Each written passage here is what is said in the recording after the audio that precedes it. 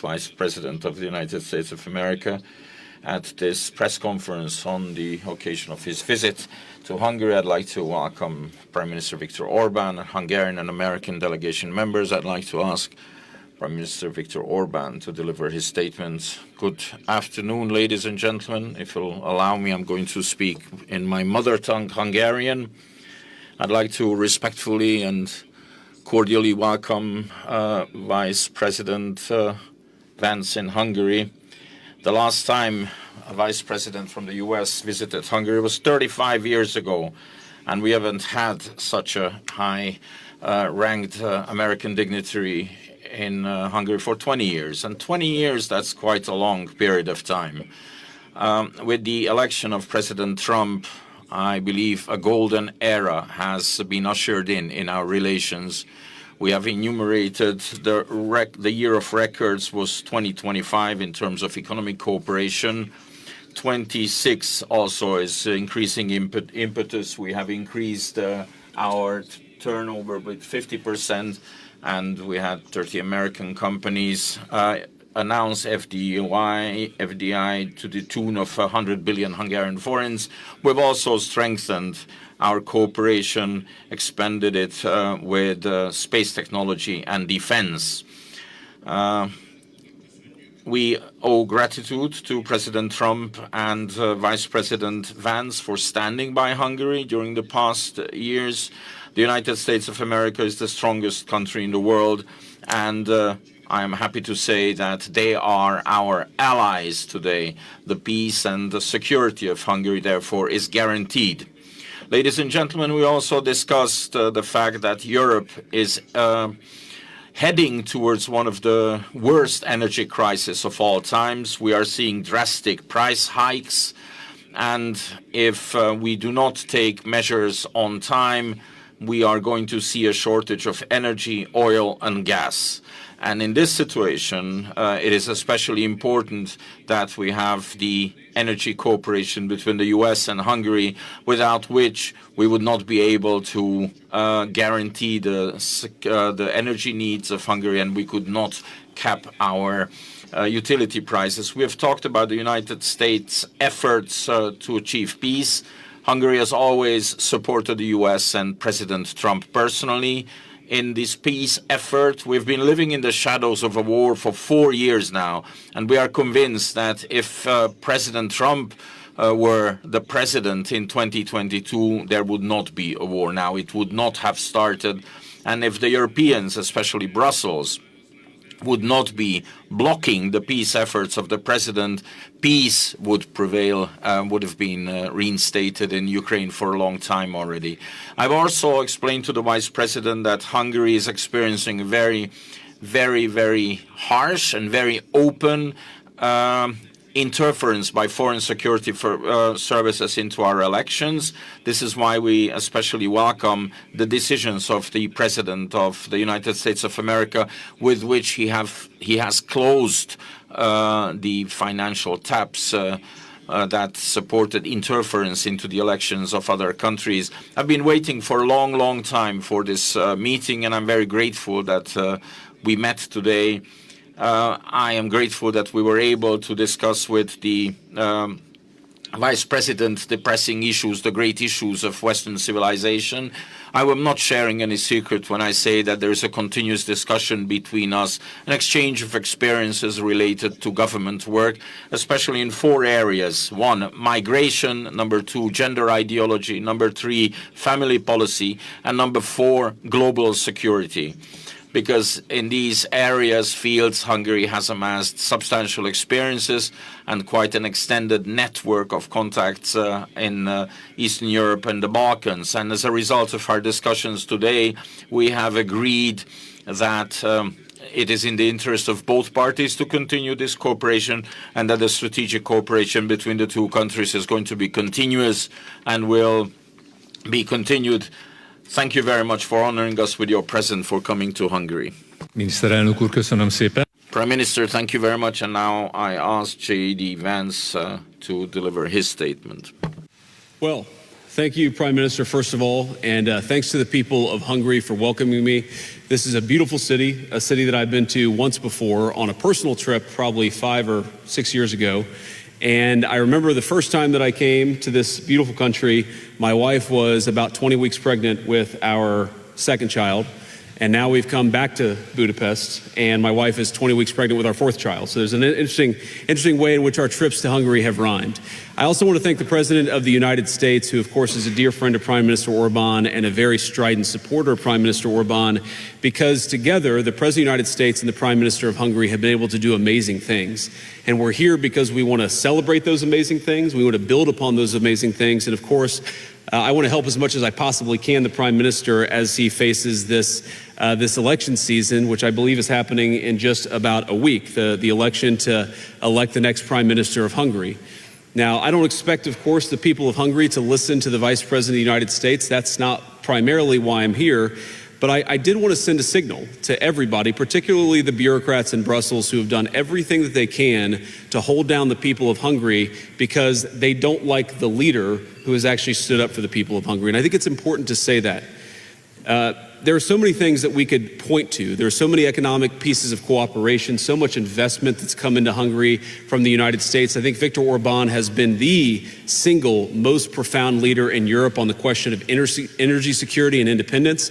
It is funny to watch prime ministers and leaders in some of the Western European capitals talk about the energy crisis when, frankly, they should have been following the policies of Viktor Orban in Hungary. And if they had, the energy crisis that they're experiencing would be a lot less bad, because what's going on in Hungary right now is that while, yes, energy prices are elevated, they're far less elevated here than they are almost anywhere else in Europe. And that's because of the leadership of the man who's standing next to me. And I think that leadership can provide a model to the continent. We want Europe to be successful. We want European families to be able to afford to heat their homes and to build great things. We want Europe to be energy independent and even energy dominant, but it's not going to be energy secure if it continues to follow the failed policies of the past. And so I think Viktor has been a great example in charting a course that could lead to a better, more prosperous, and more energy secure Europe. There's a lot of other cooperation in technology and artificial intelligence and manufacturing. There are so many ways in which the United States and Hungary have been great economic partners, and that partnership has really accelerated over the past couple of years under President Trump's leadership. But ladies and gentlemen, I'm not here primarily, Viktor, because of the economic cooperation between our countries. I'm here because of the moral cooperation between our two countries. Because what the United States and Hungary together represent under Viktor's leadership and under President Trump's leadership is the defense of Western civilization. The defense of the idea that children should be able to go to school and get educated and not indoctrinated. The defense of the idea that European and American families should be able to transport themselves and be able to afford to heat and cool their homes. The defense of the idea that we are founded on a certain Christian civilization and Christian values that animate everything from freedom of speech to rule of law to respect for minority rights and protection of the vulnerable. There is so much that unites the United States and Hungary, and unfortunately, there have been too few people who have been willing to stand up for the values of Western civilization. Viktor Orban is the rare exception that has unfortunately proved the rule. That's one of the reasons why I'm here. I'm here because Viktor is a statesman, and we have seen so much talk in European capitals about the need to end the war in Russia and Ukraine, and we certainly agree with it. The war would have never started if President Trump had been president 4 years ago, but now that it has started, probably the two leaders who have done the most to actually end that destructive conflict have been Donald J. Trump and Viktor Orban in Hungary.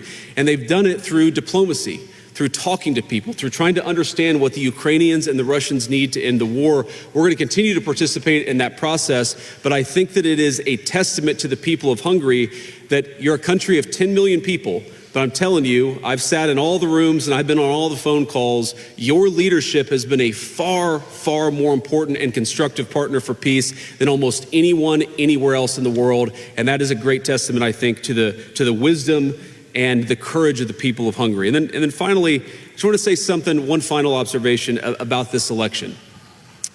What has happened in this country, what has happened in the midst of this election campaign is one of the worst examples of foreign election interference that I've ever seen or ever even read about. The bureaucrats in Brussels have tried to destroy the economy of Hungary. They have tried to make Hungary less energy independent. They have tried to drive up costs for Hungarian consumers, and they've done it all because they hate this guy. But I think that what the people of Hungary, what I would encourage them to do is ask themselves the question, not who's pro or anti-Europe, not who's pro or anti the United States of America, but who is pro-you, who is pro the people of Hungary. In my experience, I've seen a guy who has ferociously advocated for the interests of Hungary. I'm here to help him in this campaign cycle, and yet when I sat down with Viktor, we didn't talk about politics. We talked about Here are 5 things that we need, that the Hungarian people need from the United States in order to further our partnership and in order to achieve prosperity. That's the kind of leadership that is needed. And on everything from digital censorship, why are bureaucrats in Brussels telling social media companies what information they're giving to Hungarian voters? I think the voters of Hungary are adults. They are sovereign in their own country, and they should be able to look at whatever information they would like to about the election without somebody in a faraway capital treating them like children. Sovereignty, democracy are fundamentally about the people choosing. And part of the reason why we're here, and part of the reason why the President of the United States sent me here, is because that we think the amount of interference that's come from the bureaucracy in Brussels has been truly disgraceful. I won't tell the people of Hungary how to vote. I would encourage the bureaucrats in Brussels to do the exact same thing. So, Viktor, thank you, and it's good to see you. Thank you very much. We'll take a couple of questions. Do you want to? Thank you, Mr. Vice President. Yes. We have time for a couple of questions. The first two goes to the Hungarian side, and then the floor is yours, Mr. Vice President. Az első kérdést a... So the first question goes to Hungarian television. Csaba jó.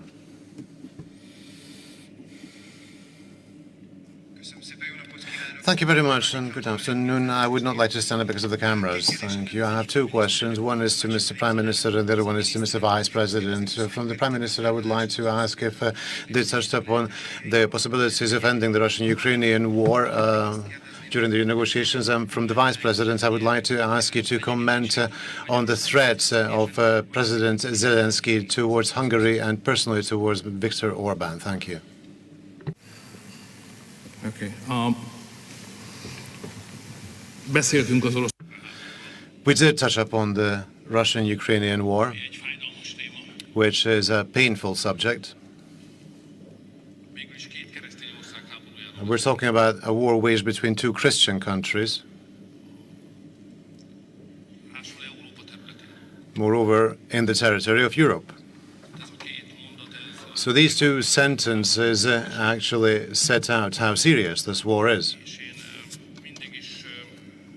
And I have always really looked up on the President of the United States, I'm talking about the current President, obviously, that from the first moment onward, he regarded these 2 dimensions as most important.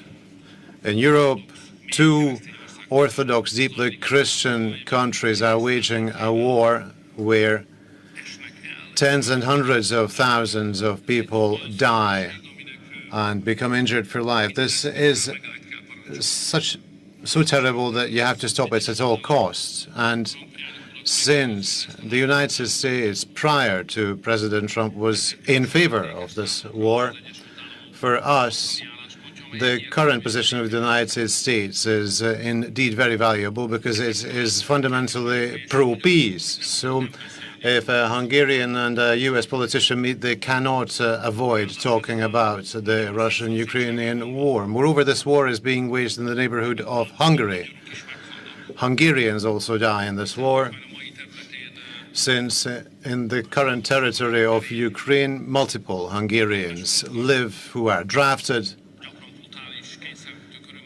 occasionally with brutal coercive measures. They are taken to the front where they die. So you cannot avoid talking about the Russian-Ukrainian war during such a meeting, especially so because previously the President of the United States had initiated a peace summit between the U.S. and Russia, And he recommended as a venue for these talks Budapest, the capital of Hungary, which is the perhaps only possible venue in Europe. And Hungary agreed to that. In fact, I must say that up to the level of the technical preparation of this meeting, we negotiated on those with both the President of the United States and the President of Russia. And Hungary remains ready. So that if the US and Russia believe that a peace summit is required between the two of them, then Budapest will be happy to provide itself as a venue for that meeting. And we are available.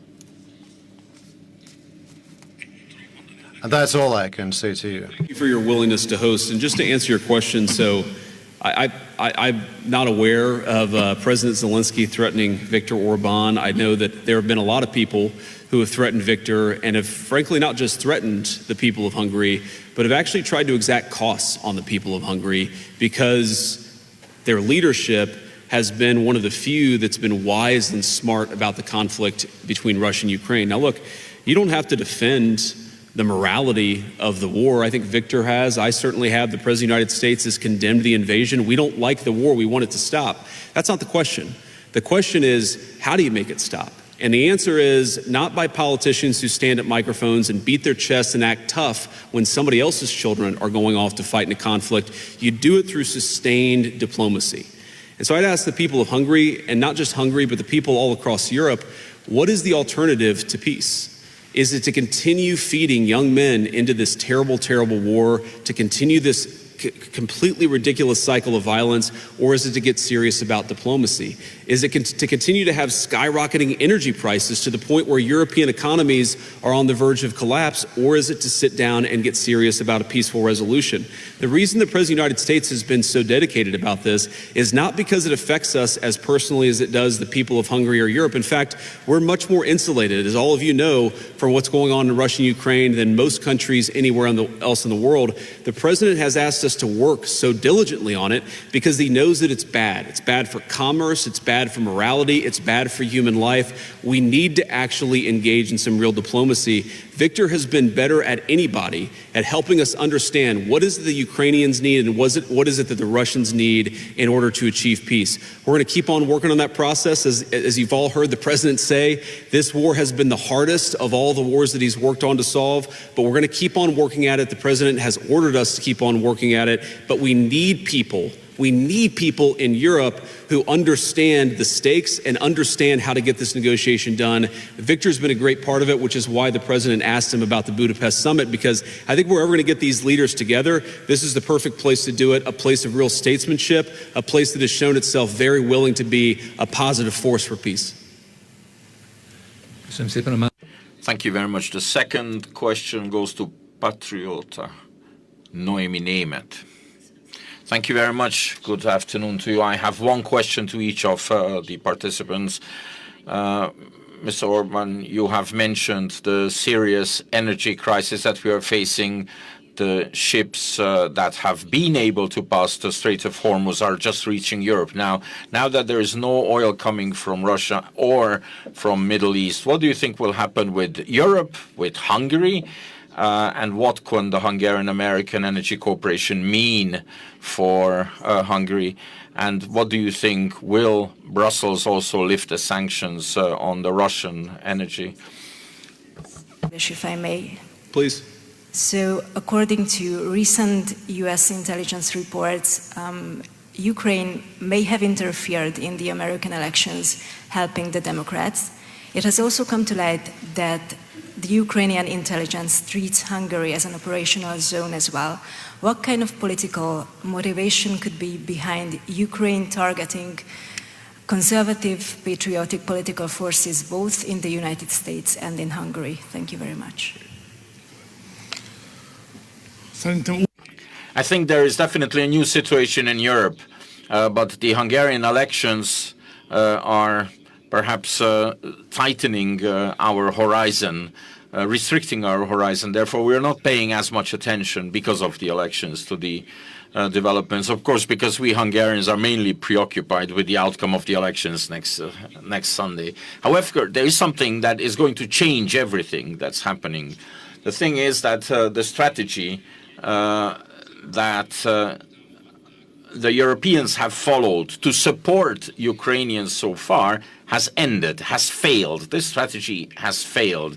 At the start already, it was an extremely strange idea to actually help the Ukrainians and try to bring about a situation where the protracted war puts Russia in such dire straits economically that in the end the Ukrainians, from the perspective of the Ukrainians and the Europeans who support them, the Russians will be forced to sit down with them in a weakened status that is preferable for the opposition. However, to wage an economic war against a country that has unlimited energy resources and has unlimited raw materials, while those waging the economic war do not have energy and do not have raw materials, was a very strange idea. And for some time, they might have believed that the sanctions levied on Russia in the end will be enough to actually win this economic war. But what is happening now is all of a sudden, everything has gained importance what the Russians dispose of. And suddenly they are in a much more favorable position than they used to be before, ever. So the support of Ukrainians' strategy has basically failed. But now we are concentrating on the elections. That's why perhaps less attention was paid to this. But we will be faced with an absolutely new situation after the Hungarian elections. The Hungarian situation is difficult. I do not want to make a secret of it, because it was first at the end of 2022 that the Ukrainians blockaded the gas pipeline that was bringing gas from Russia to Hungary. We managed to fend that off with the Turk Stream, but just now, not much before the elections, and I think because of the upcoming elections, and in the hope of having a pro-Ukrainian government elected into office, they actually blockaded our oil pipeline as well. The oil pipeline, that is the umbilical cord of the Hungarian economy, coming from Russia, the main supply route coming from Russia. Consequently, Hungary has had to tap into her reserves. There's two things we are doing. On the one hand, they have closed us off from oil. We have to supply the Hungarian economy, Hungarian consumers with fuel and with energy, and we have to force the Ukrainians to reopen the pipeline. And we have a plan to do that. We are actually executing that step by step, and at the end of this, I am convinced, after the national forces win the election here in Hungary, there will be no option left for the Ukrainians than to lift this blockade, to reopen the pipeline, and Hungary can just go back to normal operation. These are my, well, I wouldn't say hope, these are my plans. This is how it's going to happen. So to answer your question, yes, we're certainly aware that there are elements within the Ukrainian intelligence services that try to put their thumb on the scale of American elections, on Hungarian elections. This is just what they do. This is part of the cost of doing business within some elements of their system. I try to remind myself that Ukraine, like the United States, is a very complicated place. There are good people and there are bad people. There are people that try to interfere in others' elections, and there are people who actually just say, you know what, we believe in sovereignty for everybody, and that's what we support. For example, there were people in the Ukrainian system who were campaigning with Democrats literally in the weeks before the presidential election, where Donald Trump won very comfortably in November of 2024. So I'm aware of that stuff, but I don't think Viktor lets that stuff get to him. I don't let that stuff get to me. We're here to try to solve the problems for the people that we represent. And whatever certain elements within the Ukrainian system think about me or think about anybody else, I really believe it's in the best interest of Ukraine, the best interest of Europe and Hungary, the best interest of the United States for this war to come to as rapid of a close as possible. This is the seeds of this war, the seeds of this conflict were actually planted well before the fighting started. And they were planted when European leaders decided that they were going to go so deep into a particular energy economy that they were going to cut themselves off from oil and natural gas that came from the East. That was a huge mistake then, and it's obvious that it's a huge mistake now. And it's funny when I hear people accuse, my president, for example, of being pro-Russia. My president has done more to help Europe out with energy and liquid natural gas than anybody in the world, which weakens Russia. Because we would love our allies and our friends to pursue smart energy policies so their consumers can pay less money, but also when, God forbid, there's a conflict, they can rely on us rather than another country for the energy that they need. So it's so funny to me that very often the very people who accuse this or that leader of being pro-Russia are the very people who created an energy-weak economy in Europe to begin with, and that has done more than anything to make Ukraine weak and Russia strong. We just want the killing to stop. We want to get back to commerce. We recognize there's a lot of difficult issues, but the way to solve those issues is to talk to one another and to actually engage in the hard work of diplomacy. And Mr. Vice President, the two questions, it's your call, please. Sure. So I want to call on a couple members of my pool because they traveled all night and are here with us. So let's start with Natalie at the Washington Post. Thank you, Mr. Vice President. The clock is ticking to tonight when the deadline looms for avoiding bombing infrastructure in Iran to the Stone Ages, as the President has said.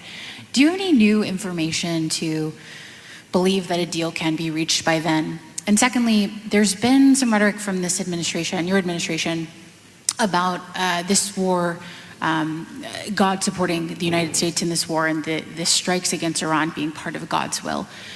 Do you agree with that? And what do you make of the idea that God is on the side of the U.S. in these strikes? Well, so you asked if there's new information, and I don't, unless I have a text message from Steve. Well, I do have a text message from Steve Witkoff. Wouldn't you like to know the subject of this message? But no, I need to read it first before I talk about it. But here's what time is it in the United States right now? Okay, that makes sense. All right. Okay, so Natalie, on this question of the deal, I really think there are two pathways. The President's been very clear about this. There are two pathways that this thing is ultimately going to end. First of all, the United States has largely accomplished its military objectives. There are still some things that we'd like to do, for example, on Iranian ability to manufacture weapons that we'd like to do a little bit more work on militarily. But fundamentally, the military objectives of the United States have been completed. So that means, as the President has said, very shortly this war is going to conclude. And I think the nature of the conclusion is ultimately up to the Iranians. I think there really are two pathways, and I'm oversimplifying this a little bit, but I think pathway one is where the Iranians decide they're going to be a normal country. They're not going to fund terrorism anymore. They're going to be part of the world system of commerce and exchange. And that's going to mean much better things for them economically. It's going to mean better things for the peace and safety of the world. It's going to mean a lot of good things for a lot of people all over the planet. That's option A. Okay. Option B is if the Iranians don't come to the table and they stay committed to terrorism, to terrorizing their neighbors, not just Israel, but of course their Arab neighbors too, then the economic situation in Iran is going to continue to be very, very bad, and frankly, it will probably get worse. And so what the President has asked his entire team to do, particularly Steve Witkoff and Jared Kushner, is to figure out what are the contours of a potential deal. What are they willing to do? Because militarily, it frankly doesn't matter one way or the other to us. It's fundamentally a question of what does this look like afterwards, and that has been what the negotiations have been focused on. And the President's also been very clear that while the Iranians are trying to exact as much economic cost through the Straits of Hormuz, the United States has the ability to extract much greater economic costs on Iran than Iran has on an ability to extract costs on us or on our friends in the world. So I hope that they're smart. The President has set a deadline for about 12 hours from now in the United States. We're going to find out, but there's going to be a lot of negotiation between now and then, and I'm hopeful that it gets to a good resolution. The second question you asked about, is God on our side? Is God on, whose side? I think my attitude towards military conflict has always been to pray that we're on God's side. And my own view is that we're doing this for the right reasons. We're doing this because we don't want a regime that has committed acts of terrorism to have it the world's most dangerous weapon, because that would mean a lot of innocent people dead. I certainly hope that God agrees with the decision that Iran shouldn't have a nuclear weapon, but I'll keep praying about it. And if he gives me a good answer, you'll be the first to know, Natalie. Next question. Let's see. I think we have We have Reuters and AP. Let's do Reuters. Okay, good. I checked my earpiece to see if somebody in my staff would tell me who I should call on, but nobody answered. This is just Hungarian, so go ahead. Thank you, Mr. Vice President. This is Humeira Pamuk from Reuters. I have a couple of questions. I do think you have to read that text because we have reporting that the United States is striking some targets in Karg Island. You did say that the military objectives of this war have been achieved. So could you help us understand why the president is still threatening to attack every bridge and every power plant in Iran? You also said that this will wrap up soon, but yesterday in his press conference, when he was asked about a timeline, he did not give a specific timeline, and he had said 4 to 6 weeks, and we're now in week 6. Do you have a specific timeline? Excuse me, these are spontaneous questions. That's a lot of questions. Okay, I'll stop. I mean, the Hungary question is this. If Prime Minister Orban loses, does the United States commit to working with the new leader? Will you have a golden age relationship with the new leader? Thank you so much. Well, of course, we're going to work with whoever wins the Hungarian election because we love the people of Hungary and it's an important relationship. But Viktor Orban is going to win the next election in Hungary, so I feel very confident about that and about our continued positive relationship. Victor, is that right? That's the plan. Okay, all right. So you asked about Karg Island.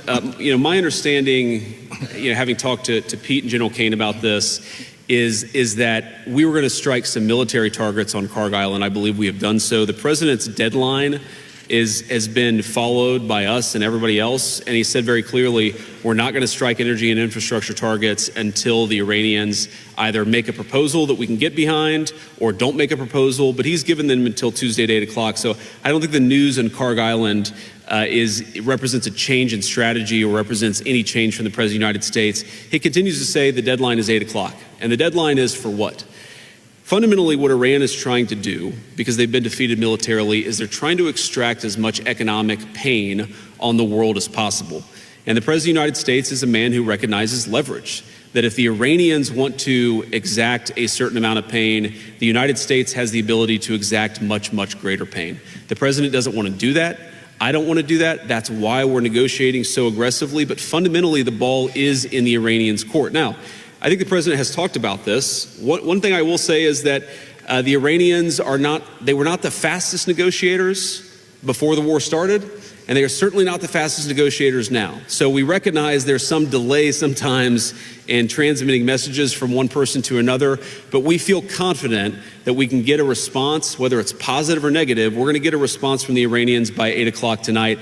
I hope they make the right response, because what we really want is we want a world where oil and gas is flowing freely, where people can afford to heat their homes and cool their homes, where people can afford to transport themselves to work. That's not going to happen if the Iranians are engaged in acts of economic terrorism. So they've got to know we've got tools in our toolkit that we so far haven't decided to use. The President of the United States can decide to use them, and he will decide to use them if the Iranians don't change their course of conduct.